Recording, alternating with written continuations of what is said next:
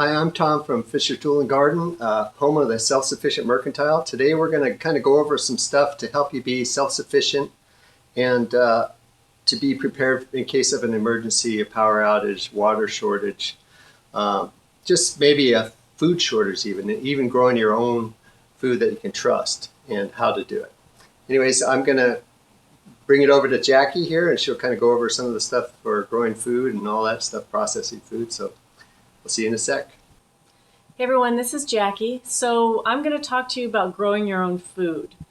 Not only is it enjoyable, but I think it's really important to know. It's kind of a lost art. If you think about, your relatives from even 100 or 150 years ago, everyone had their own farm or little homestead. So growing food is really important. And one thing I think that is especially important is choosing seeds that are non-GMO. Organic also is good, but be sure they're non-GMO first and foremost. So we sell Renee's Garden Seeds here. This is their cornucopia line.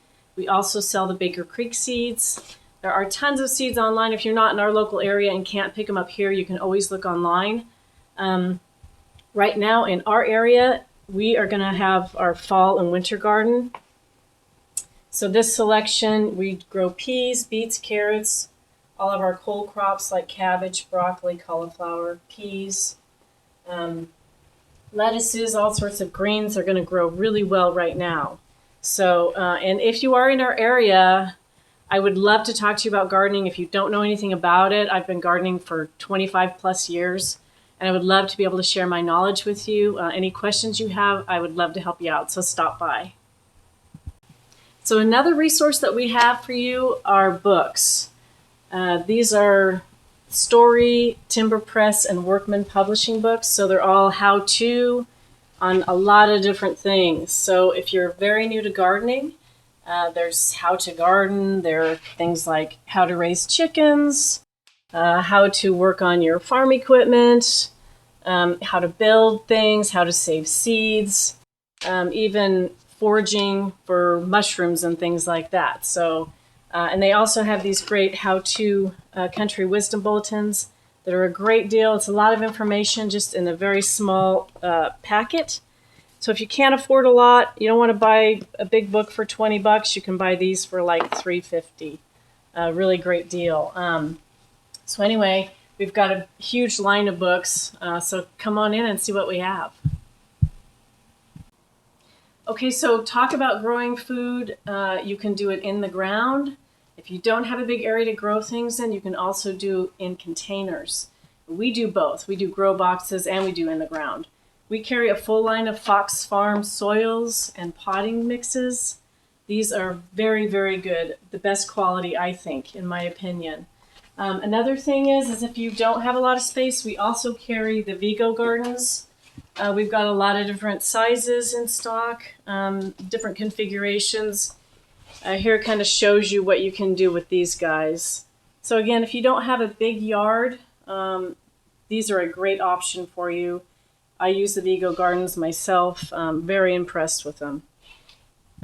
Also, talking about Fox Farm, we have not only their soils, but we have their fertilizers. These are all organic, Omni approved. We've carried this line of fertilizers. We also carry several other brands. We carry the Humane, we carry Down to Earth, and we carry True Organic. So we've kind of got all the bases covered for you growing food. We also have hand tools and things like that to get you started. So again, come on by and talk to us. If you have any questions, we are here. We love to talk about homesteading and self-sufficiency. Can't wait to see you guys. Okay, so one last thing on growing your own food. I think it's really important not only to grow it and to eat it fresh, but you're going to have an abundance. So you don't really want to be throwing it away. Yeah, you could give it to friends and family, but you could also preserve it for yourself for later use. So canning is one thing that I do a lot of. We just got a full line of our ball canning jars in all sizes. These are probably the best of the best. I've used ball for many, many years. So we've got, even if you have jars already, we've got just the lids, the bands and the lids. We also have canners, steam canners and water bath canners.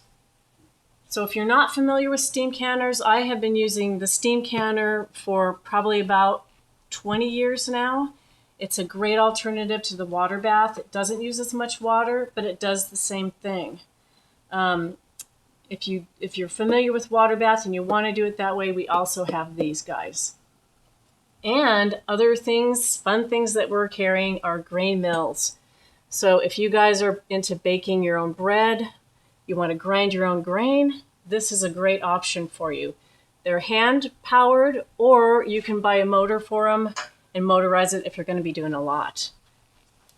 So anyway, we've got a lot of stuff, a lot of new products in here. Again, promoting self-sufficiency and self-reliance. Come on down and see us. So I'm going to talk a little bit about having a pure water source. We collect rainwater off of our roof, but unfortunately our roof is an asphalt shingle roof. So we don't really drink that water. If we wanted to drink it, I have an option here. We do use it to water our garden with and other things. So if you want to drink water, any kind of water, you're going to need to probably distill it or filter it. Filtering is great, but the problem with filters is they pack up and you need another filter. If you distill water, you don't get all the minerals out of it. So you can add minerals. You can get minerals at a health food store that we just recently did. But we have a water distiller that runs off of just a stovetop or any fire source. Basically, just to heat up the bottom, you put your water that you want to distill in the bottom, and then you put cool ice or something like that up top, and we'll talk about that in a minute. And then it distills the water and it comes out this tube into your container. So it's kind of this sort of setup. You can kind of see it. Here's the water you're distilling. It condensates under this cool water bath here, and then it comes out the pipe. You can fill out jars or whatever. Now, where do you get your water from? Say we don't have any rainwater off our roof, but we are close to a creek or the ocean, anywhere that there's water. You can go get it. We just got these pumps in that attach to a battery-powered Makita, kind of the main power unit.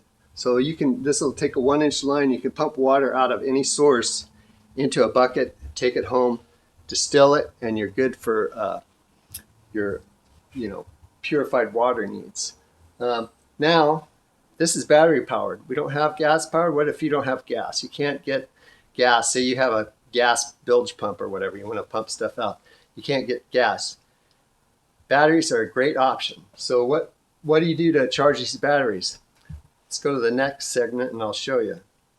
So say the power grid goes down and you're out of power. You're going to need to have an electric source, especially to charge batteries with.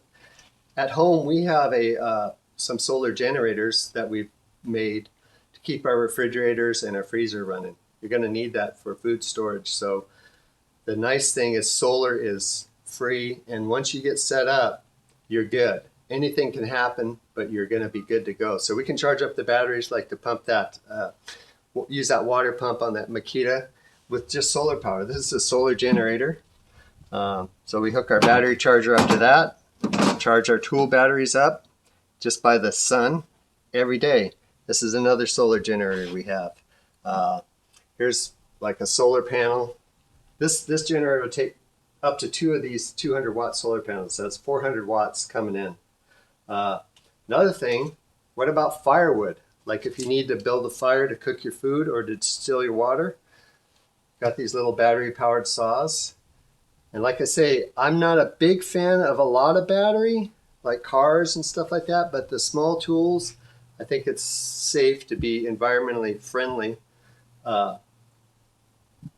To be able to have those tools in case you can't get gas. What happens? What are you going to do? Say the power grid goes out and you're stuck for weeks without gas or water.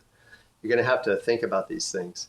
So I think the solar generator idea is a great idea. Every day we come to work at home, our refrigerators and freezers are running, our cameras, all off of solar, so we don't have to worry about it. I mean, we live in Southern California, so we have a lot of fires where they'll shut off the power, stuff like that. So we're prepared for that. The main thing is that we want to be self-sufficient and prepared for nourishing ourselves with Jackie's gardening stuff, growing vegetables and stuff like that, having our own food, having our own water.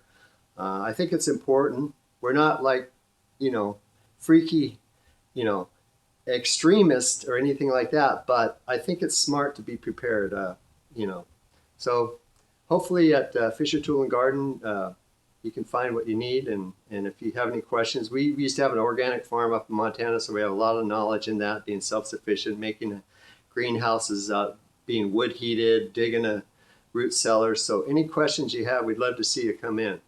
Anyways, thanks for watching the video. Hope to see you soon.